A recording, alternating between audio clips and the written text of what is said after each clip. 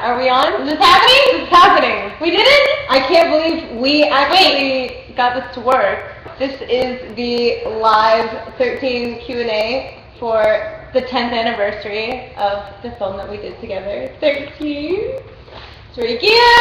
We've been waiting a long time to make this happen, but Evan and I don't know how to figure out this. Obviously. Anything technical, tech related, so can't even. This really did take a village. It did. It's amazing that this is working. But thanks everyone for tuning in. Nikki and I have been giddy with excitement over this.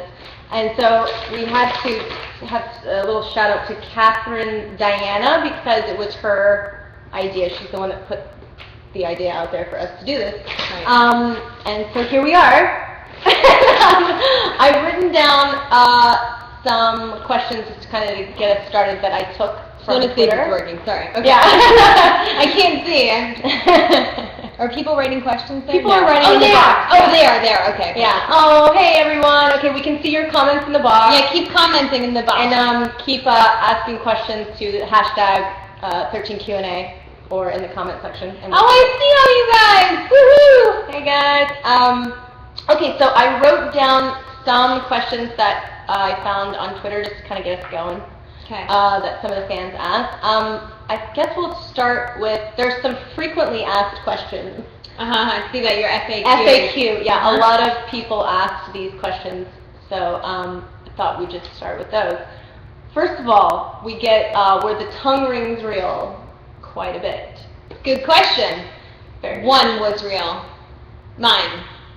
Which makes sense because the film was based on my story, loosely based, and the Tracy character was actually based on myself. So I kept my tongue ring and made it work for Evie also. Mm-hmm.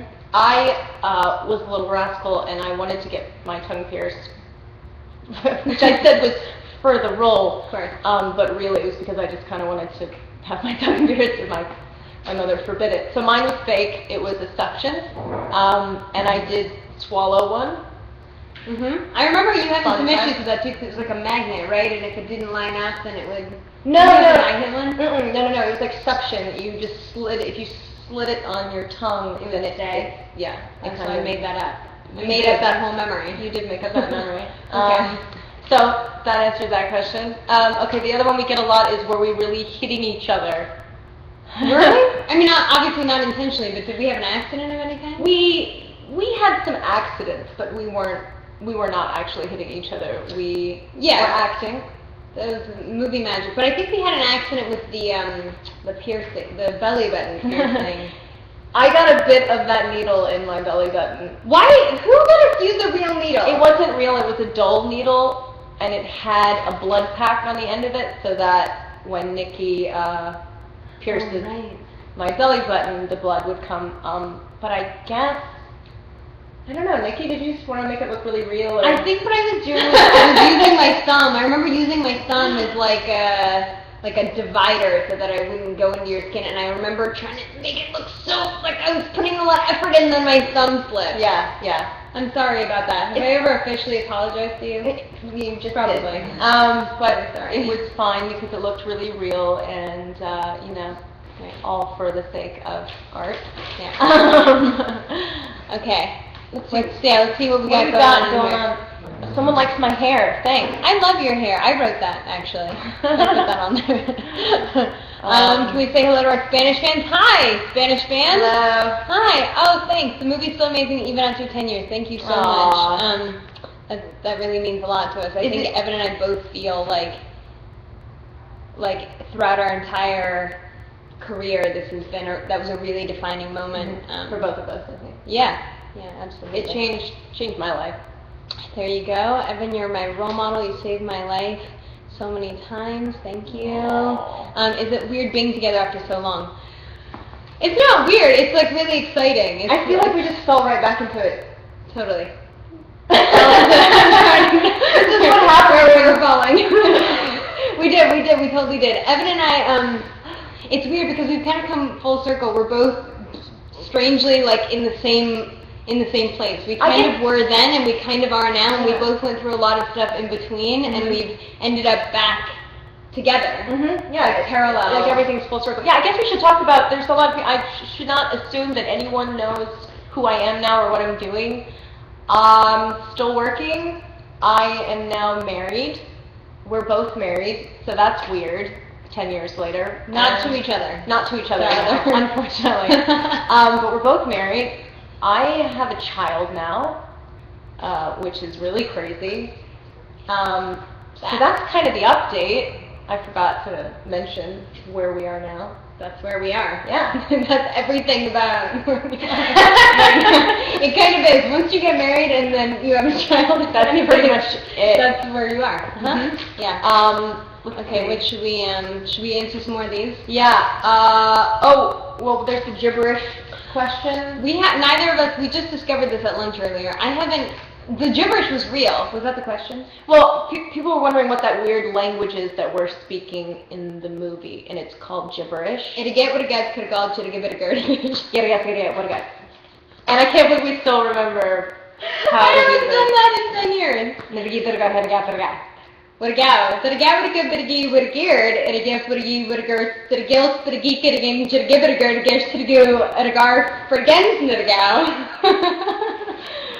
Wow. So there you have it. Wow, that was an incredible experience. We saved that for this exact moment. I was hoping I could pull it off. Yep. Oh my god. Yeah, that was like a language that kids invented so you could hide things from your parents. That's exactly why they things invented. Yeah. So we are actually understanding each other and speaking gibberish. Right. In case that was another one. Okay, another thing that we get a lot is how did we relate to our characters? You have a little hair going in your eyeball. Oh. I don't want you to stab This is yourself. a friend. Okay. How do we relate to our characters? Okay. That's loaded. Well, I think I didn't realize how much I related to my character until I started doing the film. And I was suddenly in touch with a lot of pain and anger that I hadn't dealt with.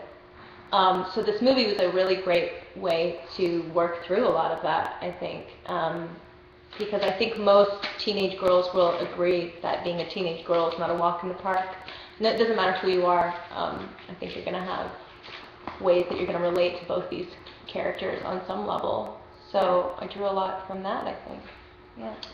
Yeah, I think one of the most magnetic qualities that the script had, the story had, was that it was real. And it wasn't difficult to relate to anybody in the film because, in a sense, we've all lived that to some degree, not necessarily to the extent that the girls did, but to some degree. Even if you feel like the brother or the boyfriend or the mother's friend who was in AA and a single mother with a 4-year-old or whatever, I mean, to some degree, I think everyone kind of was able to relate. I had an interesting experience because, well, it was my first film, and acting wasn't something that I had explored at all prior to that movie. In fact, the way I was cast, I don't want to assume anyone knows this, so I'm just going to tell the story again briefly. I was actually reading with girls who were auditioning for the roles. I wasn't just automatically put in the film. And in fact, there were 2 other girls, not us, that were initially cast as Tracy and Evie, and then I got this phone call from the producer one day, and Catherine Hardwick, and I thought I was like a casting associate. I thought like that was cool enough to be like, to be in 8th grade and be a casting associate and a co-writer, and like, that's so groovy.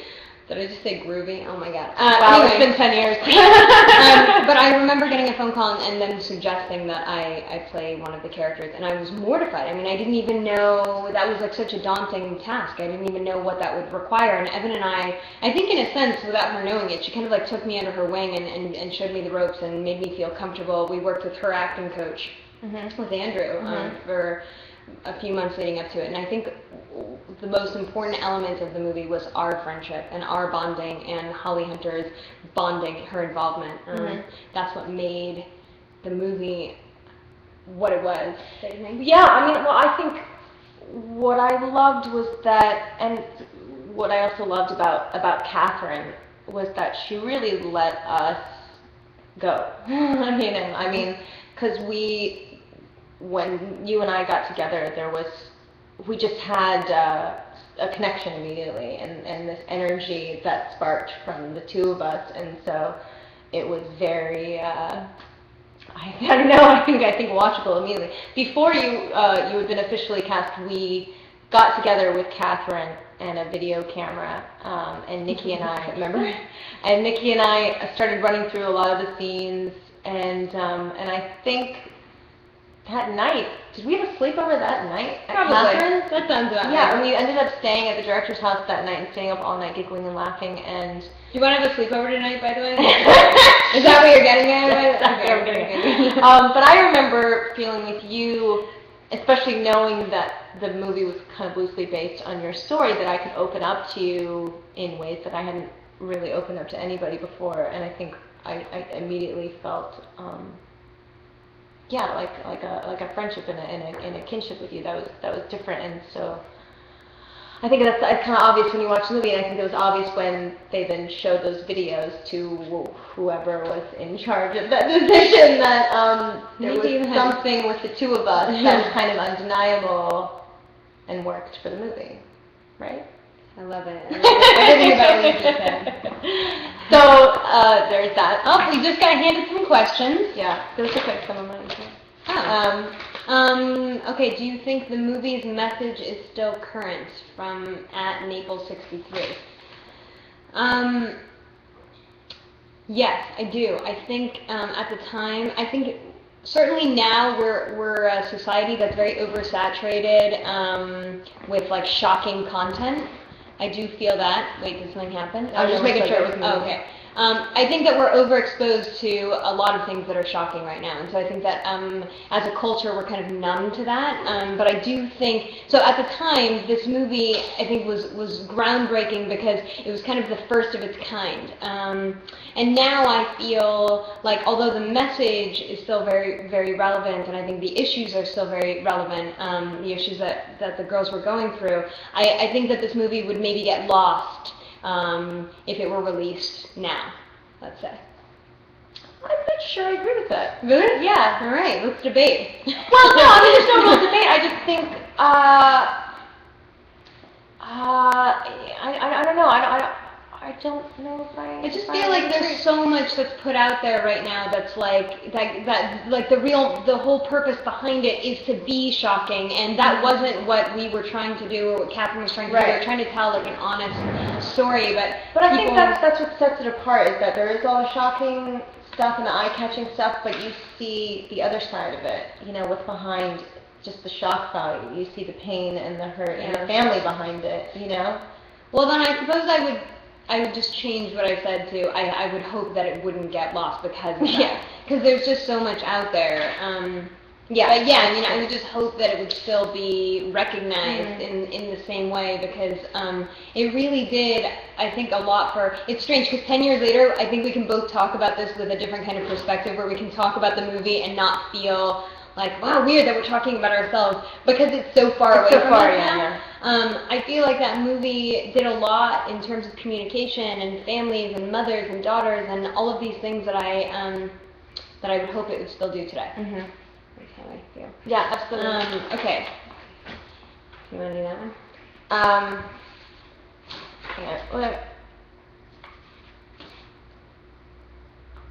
I like this question. Okay. Do you want to do that one? Yeah, you do it. Okay. Pull it up my question. Okay, Rebecca at Muffins Planned. I love that so much. I'm planning on some muffins. How do you compare the view you had as teens and have as adults of the film, and what new perspective has adulthood given on the movie? Okay. So what new perspective do we have of the film now that we're adults? Ooh. Well, you're a mom. Yeah. Whoa. I guess that's what I look at differently now when I see the movie. I look at Holly Hunter's character, Melanie, slightly different. Because I think when you're a kid or a teenager, it's, you know, when you reach the age of a teenager, you start becoming more aware of your parents' faults. And I think for most people, your first reaction is to get incredibly angry and hurt, and you don't really think or care about what their story is. You're just really angry that they've let you down in some way, or that they've hurt you because, growing up, your parents are kind of superheroes, they can do no wrong. And then when you suddenly realize that they're people, it can be very jarring. But I think now I look at her and I go, wow, okay, she's in AA, she's an alcoholic. What was her story? Right. Why, what was her life like growing up and as a teenager with her parents? And why did she feel like she needed to drink? And why she had to expose her children to that? And why she obviously has taste in men that might not be great for her, that also traumatized her children. That it takes a lot for a parent to put their kids through things like that, because they have their own story, and that's why it's a vicious cycle, and why people of this generation need to break that cycle and to be more aware of what you're doing and how it affects your kids, I think. That's how I look at it differently. And I also, that's how I look at it differently, I guess. I think more about the cycle and the parents. So just to comment on that, I feel like I have the same approach to that, except it was my family. And so what was so hard for me is writing or being a part of writing something that that felt so powerful, yet with perspective I realized was so one-sided. And as a child, your whole world is one-sided. You don't see things from, and it's not your job, by the way, as a child to see things from your parents' perspective, and to understand. But to see this film come out and to see the effect that it had on my family, who, by the way, everyone in my family took this like a champ. I mean, everyone was so supportive. They just wanted something awesome and creative and therapeutic and artsy and beautiful for me. I mean, they were so behind me. But I had no idea what it felt like to be portrayed as they were from such a kind of one-sided perspective, which is the child's perspective, which is never really accurate, which is the beauty of the story, because it was kind of inaccurate, because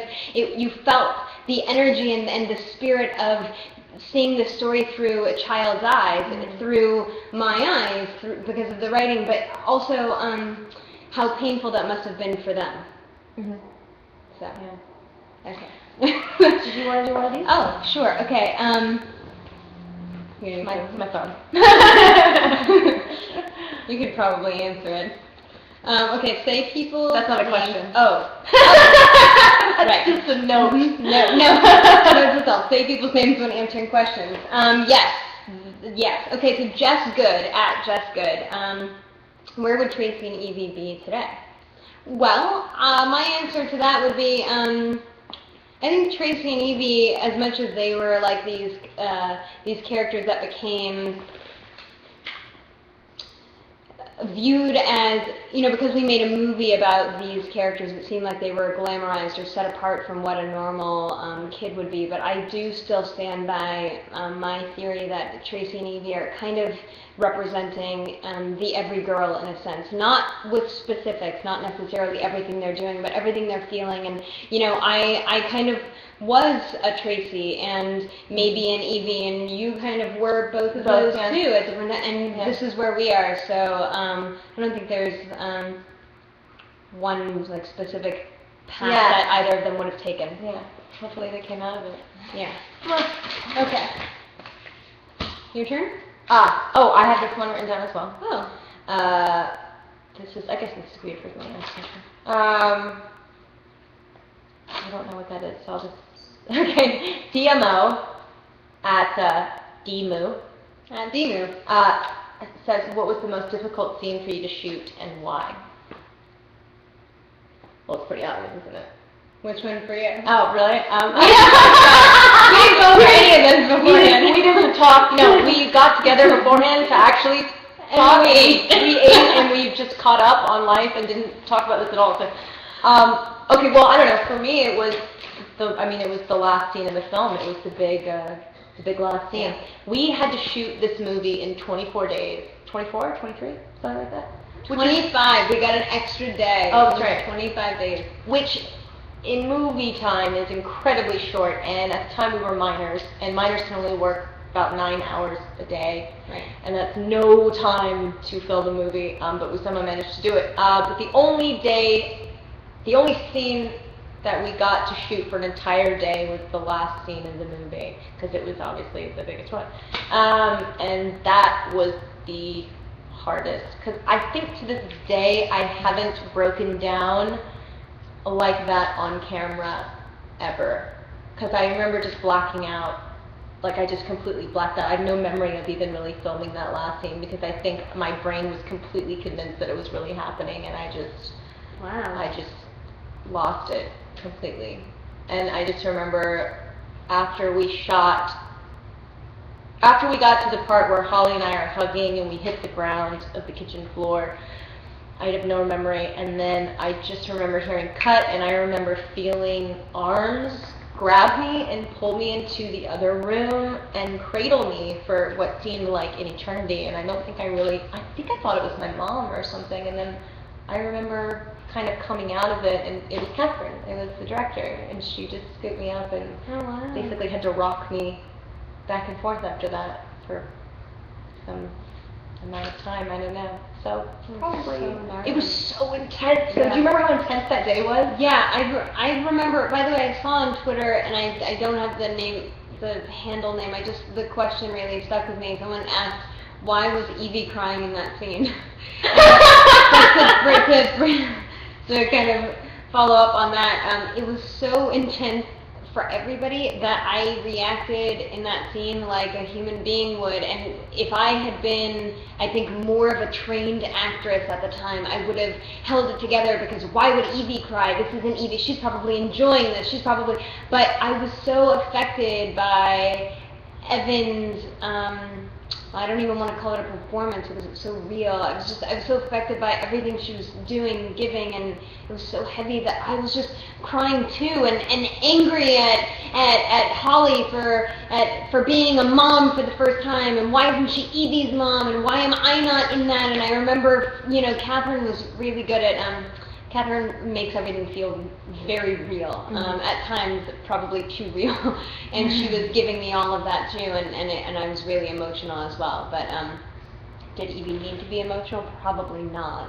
I don't know. It wasn't written that way, and then it became it makes that. sense. I mean, it's a pretty emotionally charged experience. Yeah. And kids, everyone involved. And kids, and you just do.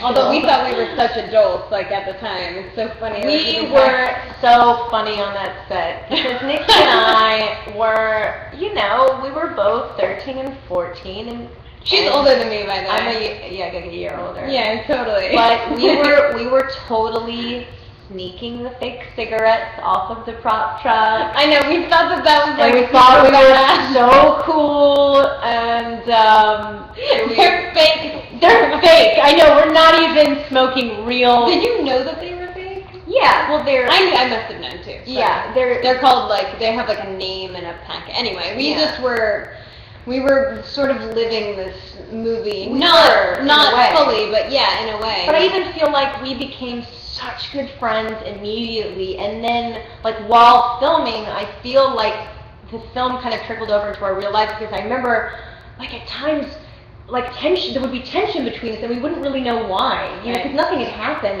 This is why children shouldn't be actors. This is where this stems from. It all gets so sticky. But I feel like we were so into it that at times we would be kind of living the movie. Totally. I remember, I actually don't remember if it was you or me, but I remember the costume designer actually bringing that up at one point, going like, you guys are feeling really competitive with each other with, like, who's going to wear what bra and who's going to wear what outfit. It was always with the clothes. It was always with the clothes. We were like so weird about the clothes. Yeah, I mean, that's like what that was the reason for my existence at that age was clothes, So weird. Well, it was what it was. It was what it was, yeah, We were the best of friends. We were best friends. We also, another thing I loved about doing this movie is we filmed in a real house. It wasn't a set. So you and I and Holly were allowed to go and stay there. And and sleep in our rooms, and we got to even set up parts of the house. We got to like set up the kitchen. We put food away. We put dishes away. Do you remember that? Yeah, We lived there Yeah. basically. Yeah, and like Nikki and I would sleep in Tracy's room and like cuddle all night, and we were totally close.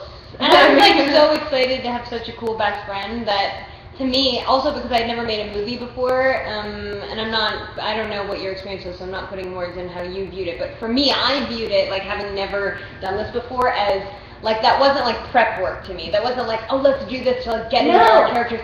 It was like, oh my god, how cool that we get to like sleep in the same room. And live in this house together, and we get to miss school, and we get to, I mean, it was like the best vacation ever. Yeah. None of it was about acting, none of it was, you know what I mean? It was like the weirdest prep ever. Now, since then, doing, I don't know how many movies I've done, and you as well, it's like I've never had that kind of just organic experience. No. Ever. Me neither. I've always longed for that because of this movie. Okay, that one's for you, because it says to Evan, so I probably shouldn't answer it. This one is from, Macarena? No, that says, definitely doesn't say Macarena. It says, MKACINEFILO, Mackenzie. Did you stick to the script or improvise? Wait, what kind of That was my shoe. That was really... That really was That was your really weird. That was my shoe. Let me just...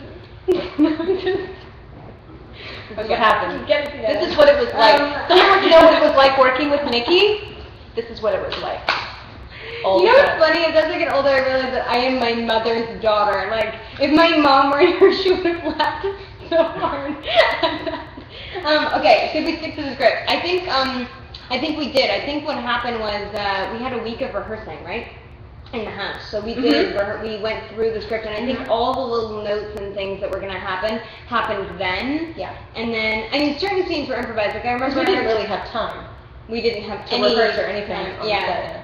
Oh, yeah, that's why, I'm sure that's why we did that, right? But the piercing your tongue scene in Venice, all the scenes that look like we probably didn't have permits to shoot in those locations, we definitely didn't have permits to shoot in those locations. So that was all improvised because we didn't know where we would be. Like, Catherine would be like, hey guys, now you're going to walk down Hollywood Boulevard, and whatever you think Evie is thinking, go for it. And that was, remember all the stealing the money behind Skechers and all of it was just kind of just go and do it. Yeah, the tattoo parlor, the piercing parlor, that was all improv.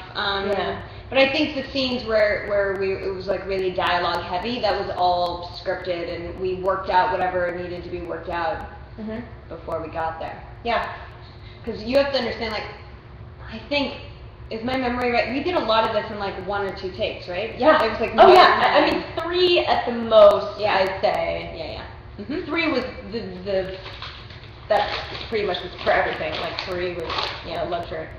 Let me see. What do we got? Oh, hang on. I like this one. Michelle Rubio. Oh God. Evan, did you have a crush on Nikki during filming? It's really uncomfortable. What are you going to reveal right now? I think that's a really interesting question, and I did. I had a crush on you. Well, there you go. She's waited 15 years. And I waited 15 years. 12 years to tell me this. To tell Nikki that. Only you had told me sooner. We could have ended up.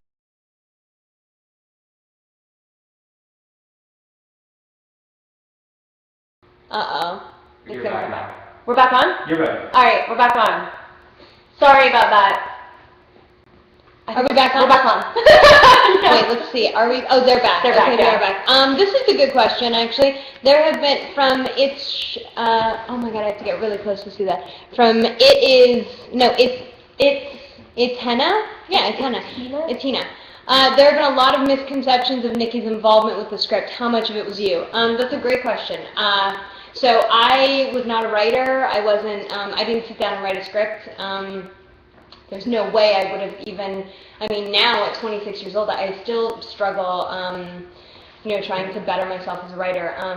But at the time, Catherine Hardwick, the director, had been writing a lot, so she had written a number of screenplays, and for whatever reason, timing or whatever, things just didn't work out. And I remember her coming to me and saying, I want to write something with you, because she saw, I mean, my writing was what got me into better schools. It was what I loved. It's what I felt comfortable with. It was my greatest form of expression. And so Catherine came to me after seeing that I'd been writing in my journal, and she said, I want to turn this into a movie. And the collaboration was very kind of straightforward. She sat at the computer, she would create a structure, and I would basically write the dialogue. And she would have me act out the scenes with her, and then if there were things that we couldn't get through, like, okay, where should we go next? How should we, what's the next thing that should happen? I would just start talking and telling stories, talking about what was happening in my household or with my dad, and so it was a really unconventional collaboration, but that's exactly how it happened. So I definitely did not sit down and, like, at 13 years old, write a screenplay. I was just the voice behind it. Yeah. Okay. Does that make sense? I think that makes perfect sense. I got really gnarly in the camera right now. That was my shoe again. Okay. Sorry about that. Should we, get more? Nope, the answer is. Okay, wait, let me see. All right, We I have have some. Oh, that's done too. I have some. Okay, Alex Taylor Okay. writes, after the movie was done filming, did Evie and Tracy stay with you guys? Oh. Okay. I can say that I caught myself after a shopping spree coming home after the movie was done, and I was putting my clothes away like and I remember looking and going, oh my god, like I had gotten no, I hadn't stolen anything. I had got like Evie and Tracy clothes. Like I even had a shirt that like laced up in the front, like the ones that we wore with the belly showing. Oh god, those were the worst. Like the best worst.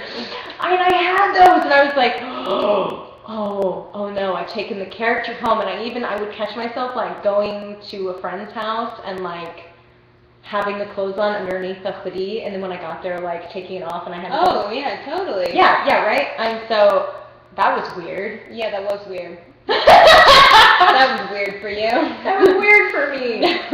I had a totally different experience. I ended up moving out to live on my own when I was 15 years old. Not for any crazy dramatic reason, by the way. I felt like I was capable of being an adult. Had I known that I could have had 3 more years of no bills and no responsibilities. But anyway, in hindsight, I wish I'd stayed at home. But I lived a very responsible life, and so I had no time. Believe it or not, it was a really painful experience for me because, not to get like too deep or emotional, but I was very much labeled, when you're a part of a movie that's marketed as being autobiographical or based on your life, you're immediately associated with the face, the who you portrayed and who that was. And there were so many articles coming out, headlines that were like, Nikki Reed, sex, drugs, and rock and roll. And I remember specifically like how shady journalists were like totally taking advantage of me because, I'm kind of like an open book. Like I love to talk to people, and I love the experience of like making new friends. And I remember like I had no publicist, I had no representation, and I was doing all these interviews being marketed as like the crazy, teenager behind this movie. And I was actually a surprisingly good girl. Like I just said to Evan before we started this, I said, you realize like all the making out that her and I did in that movie, like all the rehearsing for that, that's probably the most kissing I had ever done at that point. Seriously, even though... So yeah, in case you're wondering, we totally practiced making out in my trailer, so that kiss looks good. Yeah. Okay. Yeah, we did. That's what she's saying. That's what when I say all the making out, and then everyone's saying, that's weird. Yeah, so one making out. Yeah, no, we practiced and we blocked out what the kiss would look like, and they didn't even use the kiss that we blocked out, and I was upset by that. So anyway, continue. You're saying all the making out that we were doing. Yeah, all that making out was like the most making out I had ever done, and I was somehow being labeled as this like super crazy bad girl. I don't know if anybody knows this, but the media will take advantage of you in interviews. Isn't that weird? How they will twist things. Well, it was to benefit, I guess, the movie, which at the time, you know, it was like everyone was trying to get everything out there and have it feel as shocking as you know, as the poster and this. It was all about shock value, and I was.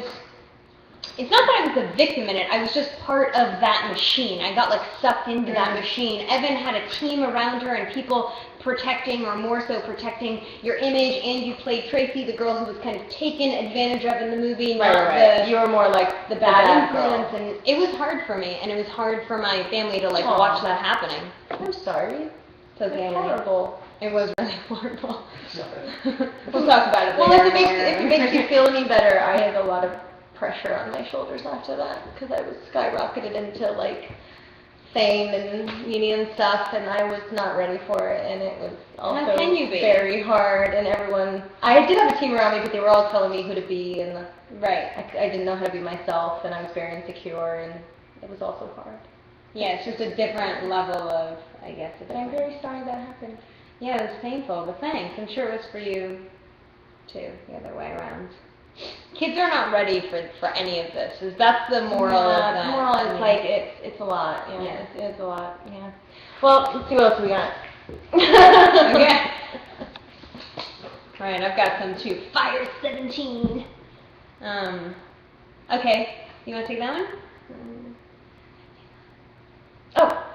Okay. At Fire 17 says, how does it make you feel when people tell you that this movie changed their lives? I could not be happier because, like I said, this movie was so low budget. We filmed it so quickly. While we were doing this, we had no idea what this was going to be. At least I didn't. I had no idea that it would be what it was, and to this day continue to be what it is, and to grow and to reach more and more people. I mean, it's amazing to me, and I couldn't be prouder because we all worked really, really hard and really were passionate about this and cared a lot about it. And I think we wanted to be as honest as possible, and I think we were, and that's why it did what it did. Yeah. I don't even know what to say when people say that it's changed their lives, because it's so hard to, even when it's a positive thing, like be able to take responsibility for what the true meaning of that is. You know, it's like, wow, I somehow was a part of something that touched someone somewhere, and that's like a really incredible feeling that I don't think I know how to absorb at all, properly or at all. But I think that's so amazing, and it's probably that movie is probably my greatest accomplishment, probably will always be. I'd have to agree with you. So, yeah. So thanks. Yeah. For anyone who says that and all of that. Elizabeth, 5555. What affected you the most or changed your perspective on life after filming? Ooh, these are getting really deep. Yeah, we're getting into deep stuff now. I don't know. I think I kind of had this question. How did the film affect you in the long run? Yeah.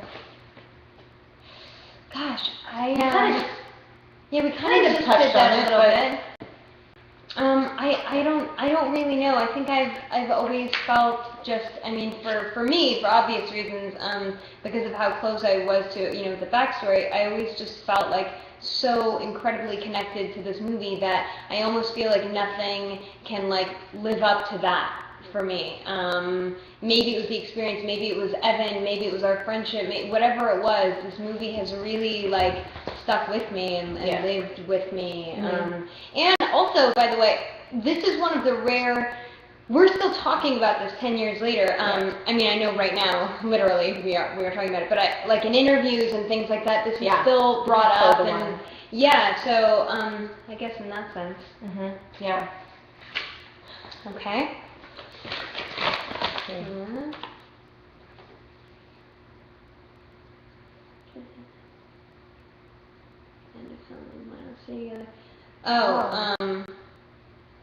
Well, you want to read that one? I'm not really sure. Oh, I mean, why didn't Evie and Tracy stay friends at the end of the film? Friends. From Menzi _Ari. Well, I mean, was kind of a toxic, codependent friendship, I think. Right. Right. Which a lot of young Not- girls experience. Not healthy for anyone. Yeah, it was obviously causing more harm than good, I think. Yeah. They had too much baggage. That's a young age. That's such a young age, yeah. Okay, this is from Nikki Reed, UK.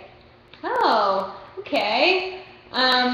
What do you hope people have learned from watching 13? Wow.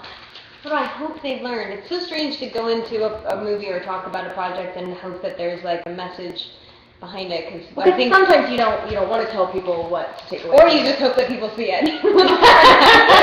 Right. What's your greatest hope for this movie? That someone sees it.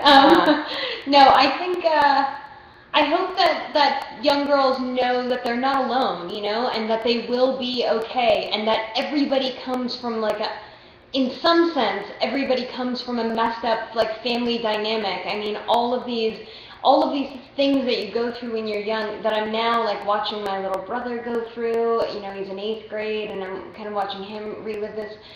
Kids are mean. They're mean to each other. They're mean while they're figuring out who they are. They're mean to their parents. They're mean to themselves. They're mean to other people. The kids can be really brutal, and a lot of times I wish I could like take the young Nikki, like my little self, and go, oh, I wish you could see what the rest of your life, you know, that life goes beyond this bubble. Yeah, like the most painful moments of my life when I was in, you know, junior high school, and just go like, it's gonna be okay. You're gonna be okay. So that's what I hope girls feel, is that they're not alone in that feeling. I don't know. I think what I've always thought, and even when the movie first came out, you know, I think a lot of people said, okay, you know, what do you want teenagers to take away from this? And, you know, is this about scaring teenagers? And it is, but for me, it was also a huge message to parents, and to scare the parents more, and as more of a cautionary tale for them. Because I think a lot of parents find themselves in a situation where they seemingly have this very normal, well-adjusted kid, and then they become a teenager, and then they just go crazy, and they go, oh my God, what happened? They seemed fine. You know, I don't understand. And like, if you look at just Tracy's story in the movie, from the very beginning, you know, her mother is, you know, in AA, and was obviously an alcoholic. So right there, that child has been asked to grow up much quicker than she needed to, and she's obviously taken on a lot and taken care of her mother and kept it inside, and she still seems okay. That's been asked of her. You know, the boyfriend ODing in front of her. I think another huge issue is girls without their fathers, and because a lot of fathers think, well, it's a girl. Why does she need her dad? You know, what am I gonna do for a girl? You know. It's a huge problem, and I think fathers really need to know that your presence in your daughter's life is very, very important. You are the first relationship she's going to have with a man that's non-sexual, and if she doesn't have that, then, like in Tracy's case, she will feel unwanted, and especially by men, and she will go seek that attention in other ways and with the wrong kind of man and the wrong kind of attention, and that's a big problem. And I think parents need to also, you know, she comes from a divorced family, so you get the sense that there was probably a lot of fighting and a lot of hardships in her house surrounding her at a very young age. So she was a perfect candidate for this, because her life leading up to that point was obviously very traumatic, and there was a lot asked of her. And then you become a teenager and your foundation is broken. You know, your dad's not around, your mom's kind of a mess. You're not really looking up or respecting either one of them, so where are you going to look? You're going to look to the world. And as a woman, if you're looking to the world for who to be, you're getting all the wrong messages, especially from the media, especially from television. It's quite frightening what we're telling women to be and how to get love. It's a serious issue. So she's a perfect candidate for that. And then you go into school where the pressures of fitting in and wanting to belong and wanting to be loved, you know, which everyone goes through. But if you have all these odds stacked against you already, then it's the Molotov cocktail of what 13 ends up being, you know. So I think parents, please be more aware of what you do in front of your children and what you ask of them at a very young age, especially girls, because once they hit 13, you've lost them, you know. Then it's kind of in their hands. So you got to hope that you set the groundwork.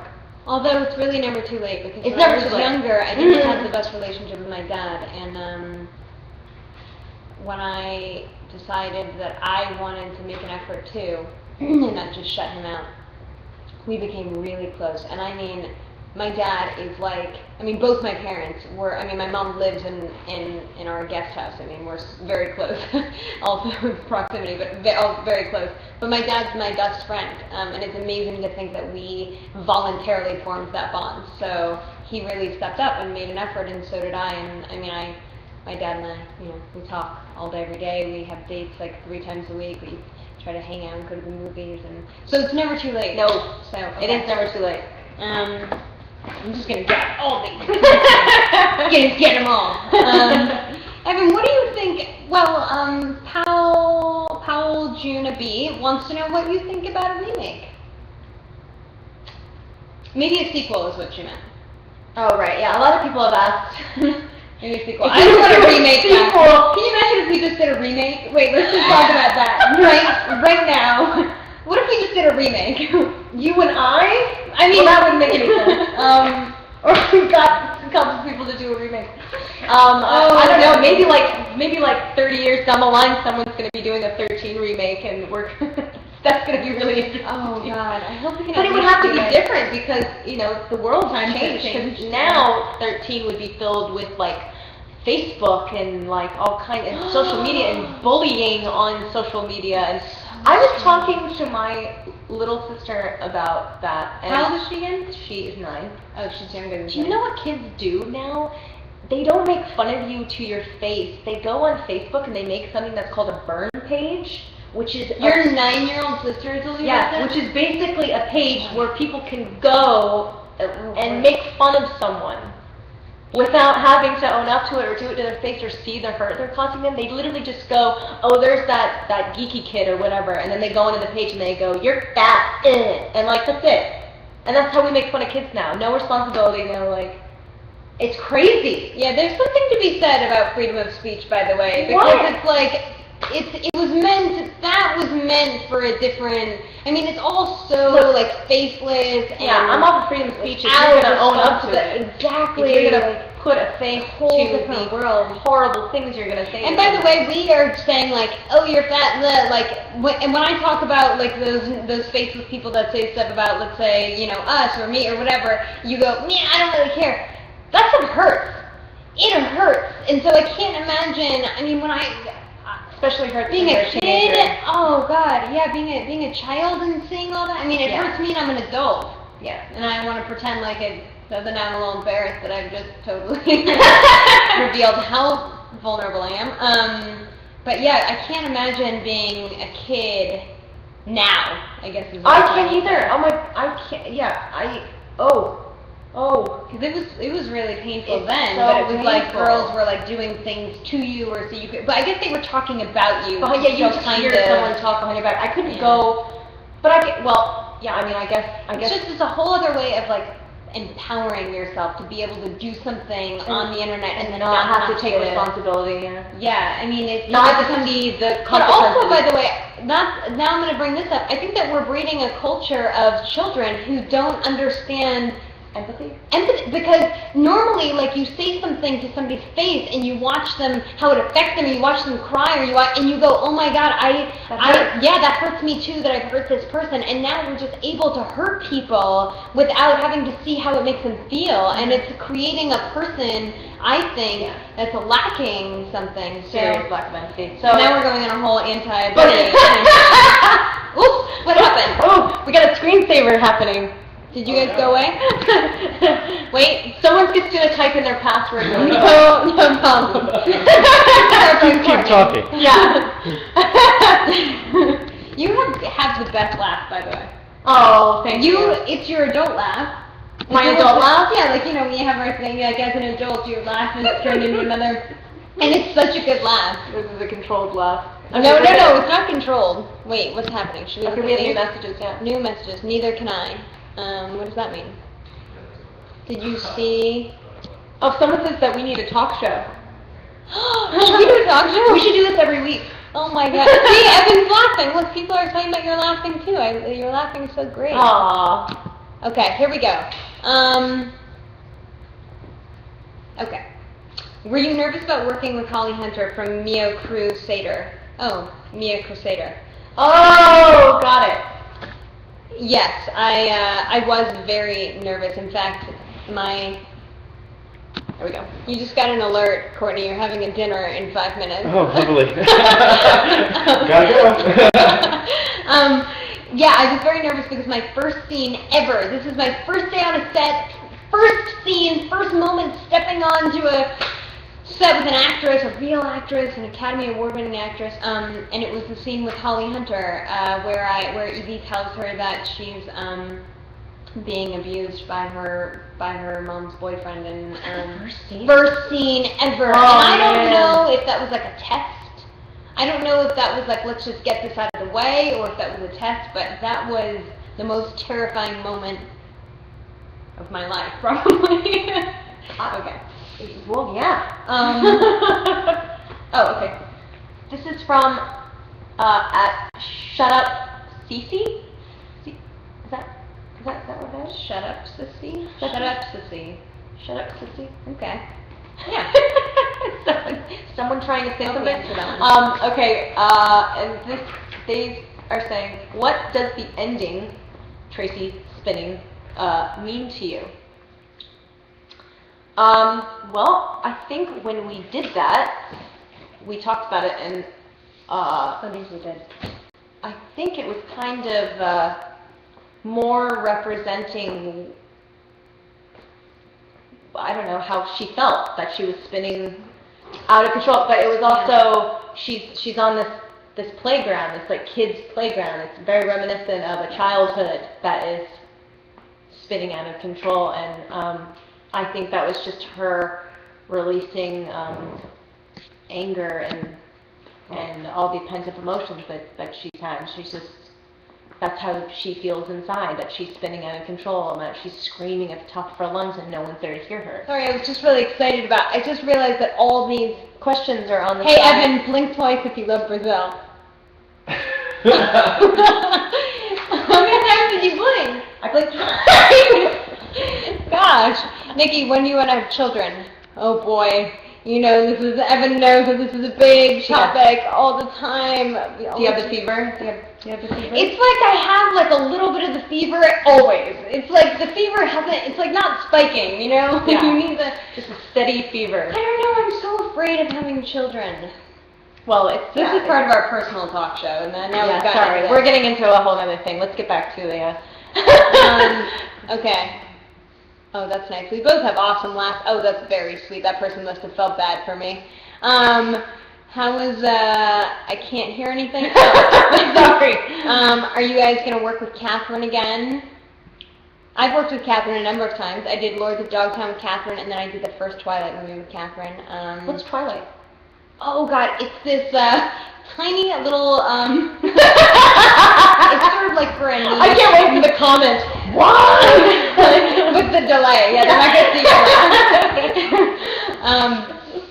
So yes, I think we all approach. Whoopsies. I think that we all approach our film making decisions and our path with what you respond to. So if Catherine, I mean, she's made a number of films that I haven't been in also, but when she does something that I feel I respond to and they're interested in me and I'm interested in it, just becomes, it just works out. It's great. I almost worked with Catherine again and my schedule did not.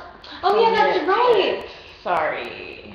Now we can't say what movie because then it'll I know, be weird. because But now I it's weird. almost did music for that. You know what I'm movie. talking about, yeah. So I do know. So I really want to work with Catherine again. I think she's great, and I think both do. she's super talented and free and just a very amazing soul. So I would What love if we that. write something together to bring... Okay, this is also part of our talk show. All right. Now I'm very conscious of my laughter. Nikki, has Paul seen the movie? What does he think? No, don't be conscious of it. It's beautiful. Oh, no, I mentioned the best not self-conscious. Oh, I'm just conscious I'm of just it. hearing it for the first time. When I met Paul, he had never seen a single, he didn't know that I was an actress. It's all part of what makes him so beautiful. I love everything about that. And for the longest time, I didn't want him to see anything because I just wanted us to be, anyway. Also, but side note, I'm very self-conscious about, just innately self-conscious about things. You just feel insecure showing people your work. It's like, I don't sit down and go, hey, you want to watch some movies I'm in? But I did tell him to watch 13. He asked me and then I said that was okay. So yes, he's seen 13 and I think it's the only movie he's seen that I'm in. Aww. Okay, this thing keeps coming up, but I think this is still working, so I think we're okay. So, Okay. whoa, 88 do you want to new start messages. wrapping it up? Oh. Because we are at an hour. Oh, great. Not like we're just going to end it now, but... Yeah, like in the next 2.5 hours. Because bring we'll it go down. all night. Oh, these are so entertaining. You guys don't understand because you think it's probably boring that I'm just reading all these questions, but it's so entertaining to see these. Look at that, Evan. What? Do we still catch up with each other regularly? We are now, a lot. Yeah. The last year, we've been really making an effort to... Weird things happen when you work in this business. It's so strange because not just with friendship, but with relationships and life and your family, like you get sucked out of your world and put somewhere else where you're supposed to have like new friends and new... Yeah, you're gypsies. You're just constantly going from and you place have to to really make a conscious effort to maintain Friendships. solid friendships. Yeah, Mhm. not the kind that's like, hey, how are you, goodbye, but to really have like that kind of connection, you have to make that effort. Otherwise, people disappear. And But Evan and I had a real revelation recently. We both did. Somehow the universe, aka Twitter, brought us together, and we realized that we needed to be in each other's lives. So we missed each other. So now, here we are, sitting on a couch together, talking about the birth of our potential talk show. Well, we'll be tackling more social issues and... Totally. Okay. Do you want to answer any of these? I'm just scrolling through a little. Let's see. What are your thoughts about the film perpetuating cliches about teenagers? That's kind of an interesting question. Well, I'm... From pretentious Cliches are cliches because They sometimes exist. they're very Yeah. true, you know? Yeah. They are very true. So, Yeah, I agree with there's that. that. Did you ever think the movie would be as successful as it was? I'm just rifling. through Yeah, some we of kind these. of... I don't know. I mean, have we worn out our welcome? Possibly. We may have. I'm shocked that no one has noticed my Marilyn Monroe Darth Vader shirt. I just want to throw that out there. That's all I wanted to say, really. That's why I'm here. Evan, do you want another Bieber video? That's my own personal, I wrote that actually. Talk about the crush again. I wrote that too. Talk about the... No, someone named Olivia wrote that. Okay. Because I guess we didn't really wrap that up. Okay. What was your initial response to each other? Were you friends? We were friends right away. My cat is watching you. Okay, that's cool. Hi, cat. How did you react about the Oscar? Oh, probably Holly's. I was talking about Holly's. But, wait, what? I mean, they're coming in really fast. Oh, yeah, I didn't even see what... What was the no bra, no panties scene about? Yeah, what was that about, Evan? I don't know. What was that about? I honestly don't know. To this day, To this day, I don't think I know what that was about. Well, I'll tell you, I think my end, it's like anything that Tracy could possibly do to like get in her mom's face, to just like rile her up, to just like freak her out and just push the envelope. I think that was what that was about. It was like, let me well, I understood that. Yeah. But I guess I didn't really, was it a song or like, yeah, it was a song. It was a song. Yeah, but why she was saying that in that moment, I guess. Oh, okay. That, right? Yeah, no, she's trying to traumatize her mother. Yeah. Yeah. Absolutely. And it worked. And it definitely works. Yeah. I'm still really traumatized by that scene. Close my eyes. I get a lot of people saying no bra, no panties to me. Oh, walking down the street like your waitress maybe or something? Yeah. Make an album together. We were just talking about that at lunch. At some point in the near future, when Evan and I learn how to use technology, or when our lovely friends over here, Shane and Courtney, allow us to, we will do a Ustream. Is that what this is called? Ustream. We're going to do a Ustream of us singing together. We will. So and you have that to look forward to. Yeah. Yeah. And that might be it. And do you think you could sing a Justin Bieber song for me? No, I'm asking you that. Oh. For real this time. When we do our Ustream. What was going through your mind when you first watched 13? Gosh, I remember going to a lot of screenings and feeling nervous. Like it was, nervous, but also like it was really painful. It was very painful. I can't watch the movie anymore. I genuinely, I have such a reaction to it when I watch it now. Yeah, I get a little bit. Like my body, it's too intense for me to watch it. We did it. So, yeah. Okay, Evan, when are you going to meet me face to face? I don't know how you, do you ever consider changing career paths? That's another thing that Evan and I just discussed at lunch. I consider it every day.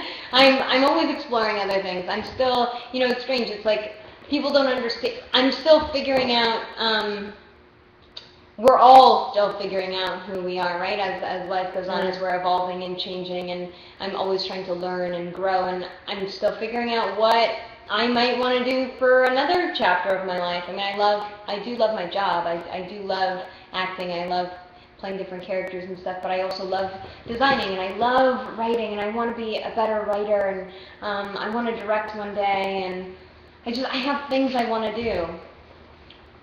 So, I want to learn how to do. I'm always going to school. I studied psychology recently at LSU. I'm still figuring stuff out, That's what I meant. Okay. Oh, God. Okay. Oh! 13th 10-year anniversary! How cool is Evan for wearing suspenders, by the way? I just want to be able to wear some suspenders so bad. You can wear suspenders. Thanks, honey. You're welcome. I had fun doing this. If you need validation, you just call Evan. I had a lot of fun too. We had so much fun. Yeah, so if you're not sick of us, we'll be back next Wednesday. No, I don't know. Yeah, but we are going to do this again at some point. We should definitely do this again. Thank you guys for your questions. Thank you very much. Is this really over? I think okay, so. Okay. Okay. I don't want to end it. No, am I being... No, you're right. Everyone on Twitter wants to hear about the crush because that's when it cut out. Oh, okay. I'm sorry. We're getting demands. Demanded. We talked about the crush because it cut out right when we were talking. It must have seemed like we did that on purpose. Actually, when it cut out, we were making out the whole time. I'm so sorry that you missed it. No. That's crazy. No. Okay. That moment. Okay, and then this is a good way to wrap it up. So the question came in, and they said, Evan, while you were filming, did you have a crush on Nikki? And we have never discussed it. We never discussed it. I thought now would be a good time to mention I did have a crush on Nikki. I don't think I realized at the time that it was like a full-blown crush, but I definitely remember having feelings and thinking she was so beautiful. Oh, God. Because we're kind of like opposite. No, we're so opposite. So it's always, you love what's the opposite of you, and so I just thought you were so gorgeous and like fun and there was just something about you. So I did have a crush on Nikki, and I think part of it was like, but like a lot of, we talked about this, relationships you have with girls when you're a teenager. There's a part of you that wants to be them, there's a part of you that kind of hates them, and there's a part of you that's kind of in love with them. Like, you kind of have a crush on this person. It's like a mixture of like emotions, and I think it was kind of all of that. But yeah. This is crazy. It's like one of those giant reveals right now. Like, we should just take us and like implant us onto the Maury Povich show, where like for 15 years, and here it is, and then here you go. And then you were gonna propose, and then it all got. No. Yeah, I think a lot of young girls. Not to devalue that. But No, a lot but of I think young it's very girls common. feel, yeah, like very common. because your first girlfriend, like friend girl, is kind of represents your first time like exploring love and what it means to love someone like that outside of your family. And it's not necessarily sexual, although your body's like going through all these crazy things. So sometimes, I mean, Evan and I were talking about this, like the most making out I had done up to that point in my life was with Evan in this movie, and and that was my first time like experiencing, you know, what that was like. And so then you have all these crazy feelings and things that are happening, and it is all mixed into one. I think it's common. I think a lot of girls get crushes on their best friends and girlfriends, and probably a lot of their first like kissing experiences and stuff is with your friends. Right. That's what that scene was based on, by the way. Exactly. Two young girls Exactly. like, hey, exactly. we should try this. Right, of course. This movie was about how it really is. Yeah. No, so that's why it was we in there. were. Yeah, and it's weird how we were kind of like mirroring.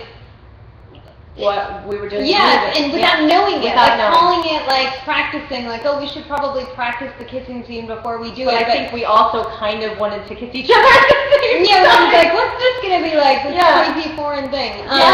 And so we were doing exactly what the girls were going through in their minds at the same time. And I'm just realizing this now. Yeah. Good thing we decided to circle back around and talk about the crush thing. There you go. So by popular demand, that was the story of the crush with no cutting out. So there you go. There you have it. And that was that. And I'm so happy you told me that, Evan.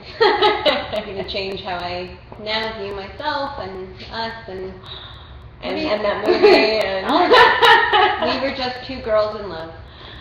That's it.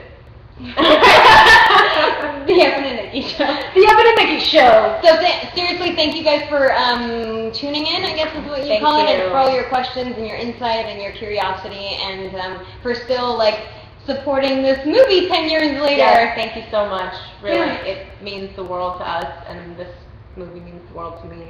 So thank you, and thank you. And thank you.